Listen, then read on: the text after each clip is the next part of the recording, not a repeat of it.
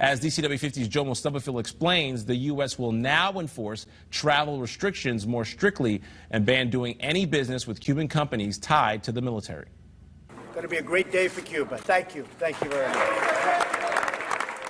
Surrounded by lawmakers, including Senator Marco Rubio, who has been a staunch advocate against normalizing America's relationship with Cuba, President Trump signed a new policy reversing President Obama's executive order that allows some normalization with the island nation. For 55 years of trying to isolate Cuba to create change on the island, it simply hasn't worked. It hasn't worked. James Williams, president of Engage Cuba, an organization fighting for cultural and economic ties between the U.S. and Cuba, says the ongoing isolation of Cuba is antiquated and does not address the contemporary dynamics of the two nations. It hasn't worked for the American people, not for our American interests, national security interests, business interests, and as a result, it also has not worked for the Cuban people.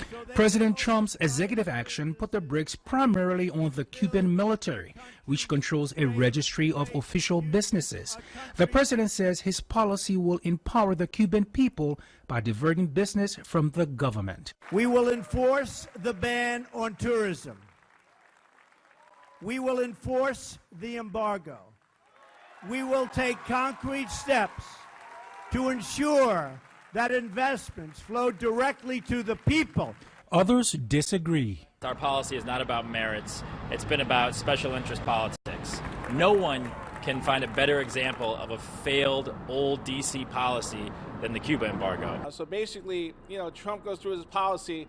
What's going to be ironic with him is that he'll be known as a job killer because he made a lot of noise about saving 900 jobs in Indiana over at the Carrier plant before he got into office. Trump's new policy allows for American citizens and businesses to engage in commerce with non-government entities and small mom-and-pop operations. However, travel is prohibited unless it is academic in nature or as a group.